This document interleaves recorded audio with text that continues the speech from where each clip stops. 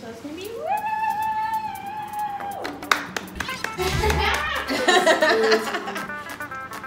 Hey you guys, welcome to What's the Wahala. I am AC Kokui, your host, and we have Precious here. Hi. This is my best friend.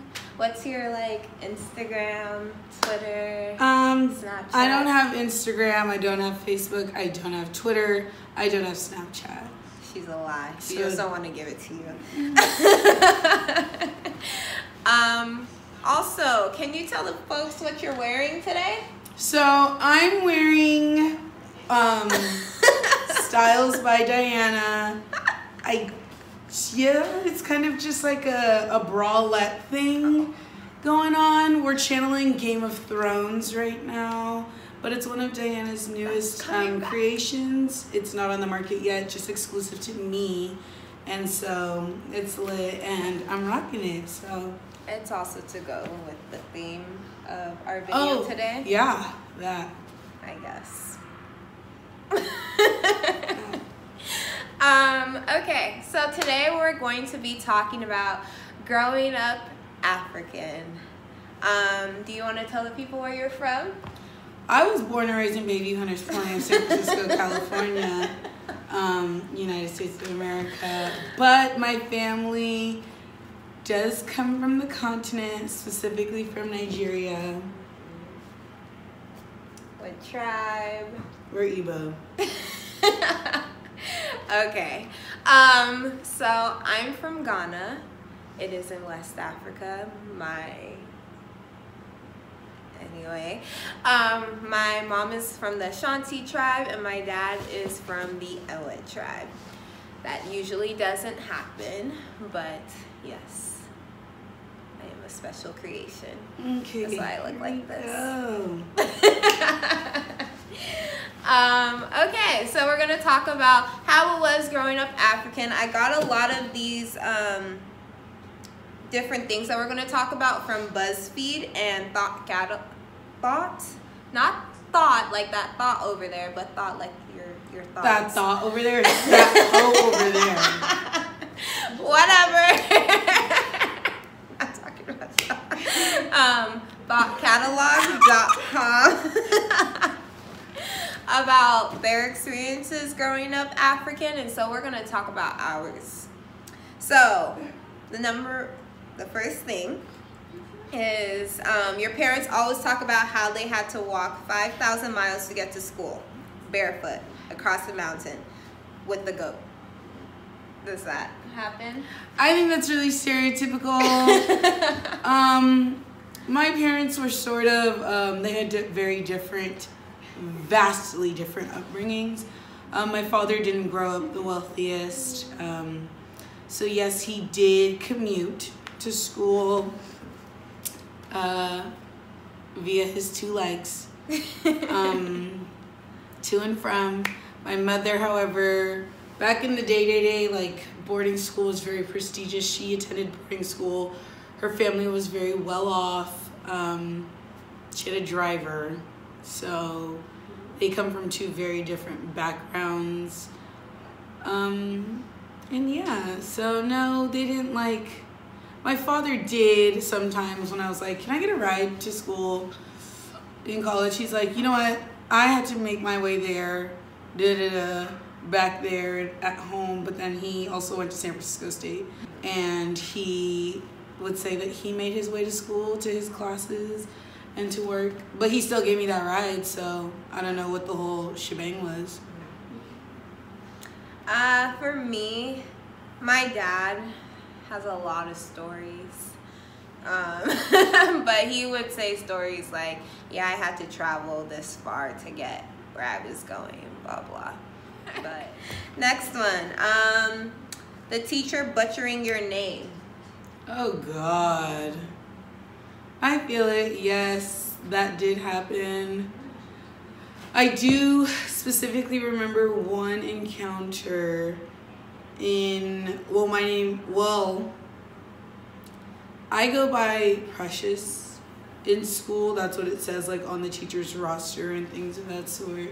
But I do have my Igbo name that my parents gave to me. And my sister actually is the only one who goes by her Igbo name. Like, it's on the roster with the school, but her middle name's also on the roster. It's a whole thing, but she goes by her Igbo name at home, at school, everywhere, in every setting. I go by my Igbo name at home, and like I go by Precious at school and other settings outside of the home. But I do specifically remember one encounter in high school where it was my sister and I, we were in the school. She was a senior, I was a sophomore, and there was another, there was 2 freshmen who were Nigerian, myself as a sophomore, my sister as a senior, and all of us just so happened to get called to the office. For whatever reason, we weren't in trouble. It was just like a long list of, I went to an all-girls school. It was a long list of girls who got called to the office trying to sort out something because we had like a work-study program. And so they were trying to like have us figure out where we were working or something. And so we all got called, and then the dean of students, she listed out our names, went through all the names, and every single one of us Nigerian girls, our names were like butchered to the max. And first and last names. And I was just like, bruh, what? So I don't even have to go to the office because that wasn't me who she called. Like, what does that mean? And then, of course, my math teacher's like, Miss Agbana, you're going to the office. Your name was called. And I was like, barely. And it was a hot mess. And I was just like, and then we all met up there at the office. And we all looked at each other the same way. We were just like, Red, did you hear your name? Because I didn't, so I know I'm here. I was like, that part. So let me go sit down somewhere. But then, of course, we were all supposed to be there or whatever. And I was just like, okay, all right. I mean, my name, I would feel like, isn't that complex. Right. But the other 2 girls, well, my sister and I have the same last name. So I feel like our name was not that complex. Her first name for sure got butchered. And then the other 2 girls, one of them was like Gloria and the other one was like Angelina. But their last names were really complex. And I was like, dang. Well, it happened. Yeah, with mine, well, my name's AC, but it's spelled Lesi. I tell people that it's like kind of, I don't know if you pronounce it like AC Transit or whatever, but a lot of teachers, like first day of school, would mess up my name. It would be Essie, Easy, shut up. And my last name is Akolache, and that, yeah, Akoliste, Olatse. They wouldn't even try it sometimes, and that's when I felt like, okay, bitch, you could have at least given it an attempt, you know? One time a substitute teacher said my name on point, and wasn't African. I don't remember what race, but the person wasn't African or black. And yeah, I was like, okay. I stood up clapping because I was extra as a child. But yeah, always butchering my name. It's okay though. You all will know it one day. AC Coquia. Okay. Being asked questions like, do you speak African? Do you have a pet lion? I feel like it wasn't until like, okay, I've kind of always had like I wouldn't say like a sharp tongue or something, but like I would always speak out against things that did not make sense to me. And back in the day, before like our current social and like political climate, people were just like, wow, Precious, you talk back a lot. And I'm like, I'm not talking back, I'm just kind of trying to inquire about why I do not understand what it is you're trying to communicate to me, because it doesn't make sense. I'm just kidding. Ow. It doesn't make sense, or it's just, why are we doing this? And they'd be like, oh, you talk back, whatever. But it wasn't until recently I feel like I've learned how to communicate things effectively, but before I would just like kind of laugh things off. And like I knew I was Nigerian, but it wasn't something that was repped real thick until I got to college and really like started taking Africana Studies classes and stuff like that. And I was just like, oh, like there are classes about my experience, like as a Black woman growing up in America or in the world in general. And then I started like, I don't know, I can't really put words to it because I always connected like to my Nigerian background, just never like in school. People would, I don't know, only on like Multicultural Day where everyone wore their traditional dress, so people like try and make jokes and stuff. And I was like, please, let's not get started here. It won't be cute or not nice for anybody. So let's just not do it. And I don't know, they didn't really make jokes about like pet lions and stuff too often and things of that sort. What was the other part? Speak African. I did in church for, of course, Multicultural Day.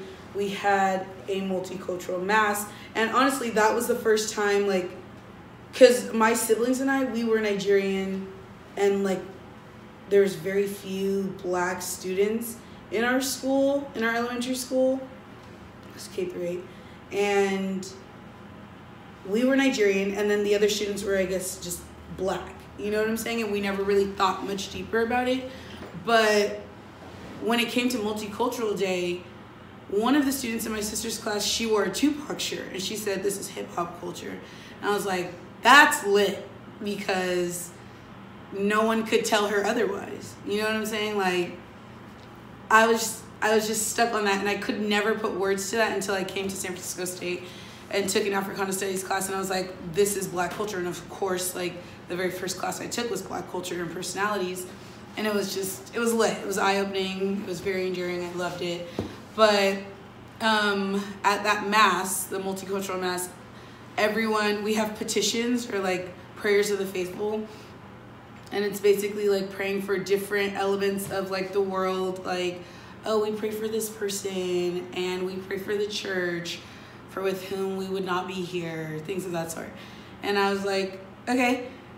We had one kid do it in English, one kid did it in Portuguese, another kid did it in Spanish, someone in Tagalog, and I did mine in Igbo.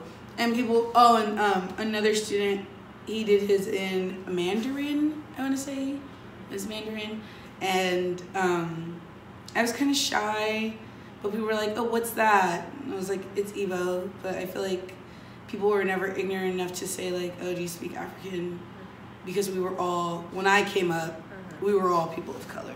In a private school, it was either you were Latin, you were Black, but it was mostly Latin, Black, and Filipino.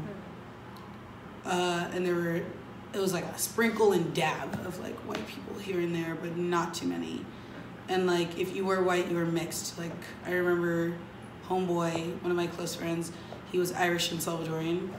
And I thought, I was like, oh, I've never seen that mix before, until I came to high school, and there was a girl, she was Irish and Salvadorian. I was like, dang, I guess this is the thing. And now I believe my boss, he's Latino and some sort of white, I'm not sure where from. I was like, oh wow, it's lit. But yeah, never really had that whole, like, do you speak African thing. I just feel like people weren't that ignorant. So, yeah, I think it's dependent on like kind of where you grew up. Because for me, I grew up in Fremont, and that's mostly Asian people, and so there were a lot of inquisitive people. And I would travel back home to Ghana like every summer or so. Every couple of summers, I would go to Ghana, and people knew about that, so they asked me questions, kind of like, some were, you know, just like, oh, how is it out there? But then people would ask questions like, oh, do you see like chickens? Well, not chickens. Do you see lions and giraffes and all these other animals walking around? And I'm like, there's like a couple of chickens that run down the street, maybe a goat or two, and dogs. That's it. Like, I have not seen a lion until I went to the San Francisco Zoo. Like, don't play. Which is barbaric in itself. Exactly. So, yeah, I didn't see any of those animals until America at the San Francisco Zoo. And so... And, like, I wouldn't say, okay, it's irritating, and those feelings are very valid to be irritated. Yeah. But, like... who can you blame other than the education system, because they are miseducating youth and assuming that those are the only things that come from, or those are the only things that you would see on the continent. And media, like that's what they show. You know, just villages, and then the kind of commercials that, oh, help this child. Yeah, like huts and stuff, and it's like, actually... my family lives in like a 4-story home. You're right. So I'm not trying to flex the money. Right. Mine too. Don't try to pay me. Yeah. So, yeah, I definitely got those questions, and like, how is the village? And like, I'm like, I pass by it sometimes because my cousin, she's from a village that's very now like, developed. It's very developed now. So it's basically not even a village anymore. A lot of villages are turning into like very developed cities. So yeah, and I never had a pet lion. I feel like I have more goats and animals in America now because my family has a whole farm basically, but never in Ghana. So growing up, were you like, was everything, oh, okay, this is like 3 questions into one. Did you have like privacy, allowance, and were you like allowed to focus on anything other than schoolwork? The only extracurriculars that my school offered were very like narrow, like basketball and volleyball. My class, and I ask this because a lot of people say like, you know, Africans are very strict, and you know, you're not really allowed to do things other than schoolwork and things like that. So. I didn't do any of that until like later, like 8th grade maybe. My parents did, my dad did help me with my homework. So did my mom, actually. Let me not play, because she'd help me write my sentences. But no, I did not have any extracurricular activities. It isn't until recently that... Was it because of your parents, or was it because of you yourself not wanting to? My parents did not want me to, or maybe they just didn't know. But it wasn't until recently that I started learning how to swim and things of that sort, and getting into like basketball a lot more, and like I didn't get into soccer until high school, and dance. I did do dance in preschool, but that's just because like they were offered, and my mom was like, okay, this is chill, this is cool, like do it, yeah. But I do feel like in my household, all households are different, but I do feel like the African households that I've encountered growing up, there was a high academic standard, and my siblings, I would say, achieved that academic standard. I like to think that I'm very different, and there's nothing wrong with that, and I love who I am, and I wouldn't change it for the world. But I wasn't really on that heavy academic train, you know what I'm saying? Like, I was obsessed with extracurriculars, even though I couldn't do them.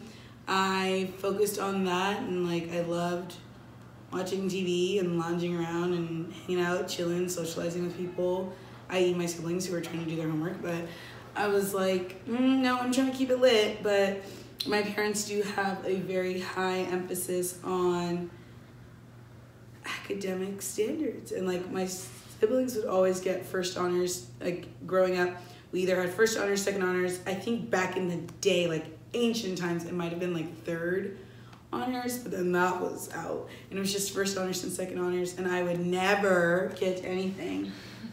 And then all of a sudden I started getting second honors. I was like, okay, this is lit. And then one time, I don't know what was going on. I went and I looked at my GPA and I was like, interesting. And I walked to my principal. God rest her soul. I mean, she's alive, but I couldn't stand her. And I walked in her office. I was like, you know what, bruh? What is like considered, like, what is the weighted GPA and unweighted GPA for like honors and whatnot? She's like, well, if you have this, then it's first. If you have this, then it's second. I was like, repeat the first one again. She's like, if you have this GPA, you have first honors. I was like, cool, that's all I needed. Walked out, screamed, and I had first honors, and I was like, damn. And like I went home and my mom was like, look at this. And she was like, what? Like, because I never had first honors. Mind you, my siblings would deliver this like, it was like cash. They didn't care. Like, they got first honors off whim. And I was like, okay.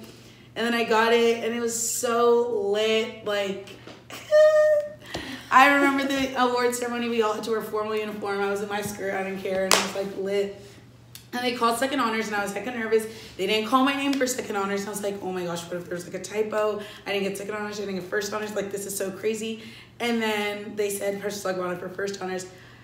Ooh, if you could see the room, all my teachers who see me in detention just the day before were like, I remember their faces, Miss Jellerino, Miss Hoffman. They were like, Mr. Leach, and he like adjusted his glasses. I was like, that's me. That's me. And my best friend, who's also African, she was like, bitch. And I was like, and then I went back and took my seat, and I was like, what? But yes, my parents also, they always had like this high standard, this high academic standard that I could never really achieve until I really wanted to. Honestly, I feel like I'm completely skewing from what the answer is of the question. But what was the question again? Yes, extracurriculars. Yeah. No. It was no. My siblings did do extracurriculars because their classmates were able to get it together. Mm-hmm. Whenever we try to organize a basketball team, all these girls were like, no, actually I have this, I have this, I have this. I can do it.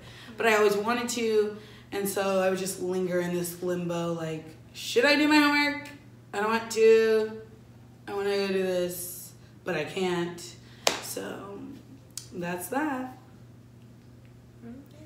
Thank you. Yeah. For me, yeah, I did grow up in that very strict African household.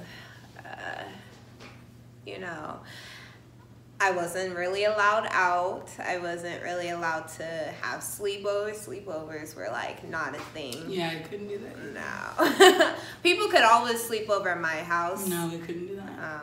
Yeah. People could always sleep over at my house. But I couldn't go sleep over at theirs. And especially when I moved to Tracy, like that, I live out in the cuts of Tracy, and so no one wanted it to ever drive out to me. So no one was sleeping over at my place. I wasn't sleeping over at anyone's place. So that was kind of annoying. And then also doing extracurriculars, like I did dance when I was younger, dance and swim like everybody does, you know. And then after that, I don't know when that stopped, and for like a big long gap, I didn't do any extracurriculars, anything. Yeah, it wasn't really allowed. Not allowed, but it was just like you have to focus on your schoolwork. Mm-hmm. There's no time for anything. Yeah, there's no time for anything else. Sorry. Unlike Precious, I was like, I would come home and then like finish my schoolwork, and I was always on the dean's list or the principal's list. I always got lunches with her. Yeah, it was so fun. I was cool. I didn't need it. One time though, I was so upset with myself because I wanted to hang out with my friends, so I missed the lunch, and she bought hella shit. And I was like, oh, can I go to the next one? And she's like, no, sorry, see? And I was she was mad? She was yeah, I was really upset.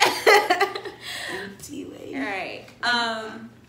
And yeah, schoolwork, especially when it was like SAT time, nothing but SAT. Summertime, I had to study for like 3 hours every day in the summer. And then when I got to high school, it was all about the SATs and all that. And then I tried doing dance, and I had a dance club that I could do, but I did want to do the dance team as well. Kind of discouraged that, but I didn't even make it on the team, so it's okay though. Do you have something to say? No, exactly. Okay. But I made a lot of time for the dancing because I was really excited. I was really like, I found something that I really enjoyed, and because it was kind of African dance, my parents were a little more open to that, and so that was great. And then when I got to college, because I had such that, like, it was so strict growing up, and I was like away from my parents, you know, I went a little crazy, but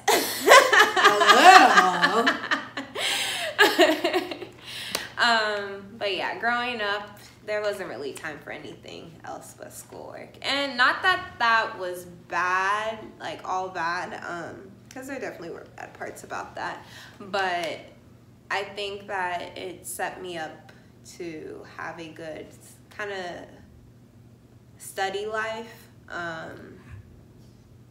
study habits,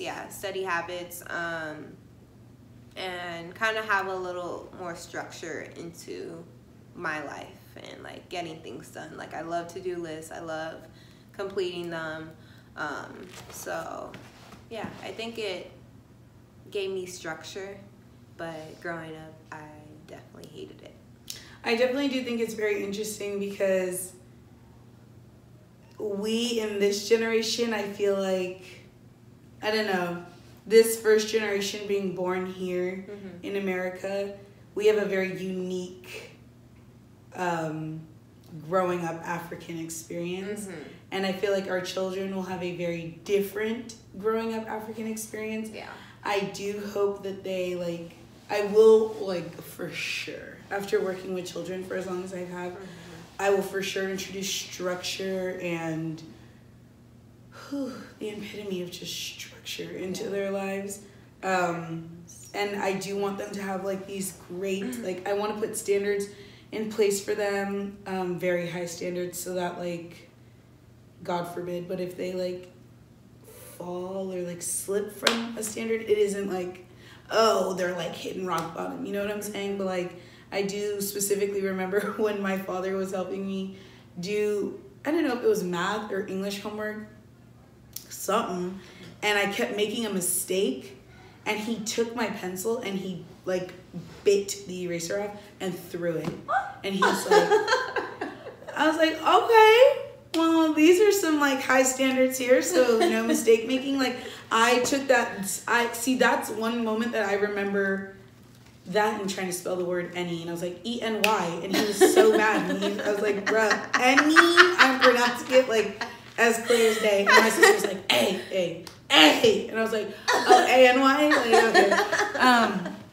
But that moment, I don't know why, that is one of the very distinct moments I remember of him helping me with homework, and like, I took that and paralleled that to like every moment in my life. Try very hard not to make mistakes in anything you do. And I feel like that was kind of rough, and that's not a mentality I should have taken so literal. As literal as him like tearing my eraser off and throwing it away, so that I had no choice not to make a mistake because I couldn't go back. You know what I'm saying? And so I think it's important to emphasize that to children. Like, yes, like when you make mistakes, you can't go back, but it's also important to emphasize like mistakes will happen, you know? And I guess what he was more frustrated about was that I kept making the same mistake. Right. And so I like also took that and I paralleled that through life. Like, do not make the same mistakes. Like, don't let it happen. If it happened once, don't let it happen again. And like, I feel like I don't know. That was just a deep moment right there for me. Like that tearing and throwing away the eraser. Like, well, there's only one road now, and it's success. And I was like, all right, lit. Yeah. Okay. But yes, continue. Yeah. Greatness. Yeah. Well, we're almost done. I guess also with our parents, you know, they put in a lot. Stop. They put in a lot of. Stop looking at me.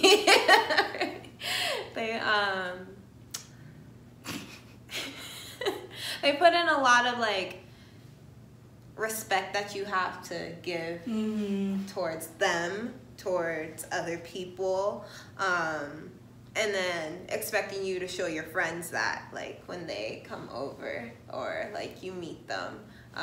Did you have like experiences with that? Like, I don't know, an instance where a friend didn't, like, you know, greet your parents and they not really. Were, like, they would say hi. My parents, I don't know, not really. Not until I was like older, and like I was always really respectful to people's like parents, and like, oh, what's your mother's last name or what's your father's last name, so I could address them as Mr. or Miss or Mrs. So-and-so. Yeah. Or whatever. But I feel like I remember somebody like trying to like play my entire existence and call my mom by her first name. I was like, oh, let's not do that because I want to live through the night. Yeah. People would ask me that too, like, oh, what's your mom's first name? I'm like, you can just call her Doctor. Miss. Yeah. Yeah.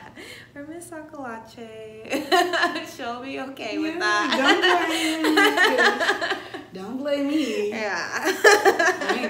Right. But yeah, no, I really didn't have those instances. I feel like my friends didn't really like say much, but hi, good, how are you? That's it. They never like started conversations. Or like, did they ever say, I'll send you to Nigeria for like when you would get in trouble? Yeah. Like, ugh. Until I was like, okay, I'm trying to go, so right. Go ahead and fund that ticket. Yeah, they didn't try that with me. They knew I was jumping. Ghana. Like, okay, send me back. I don't care. I want to be here. Yeah, I feel like once or a couple times my parents were like, no, you're going to go back there. And I was like, no.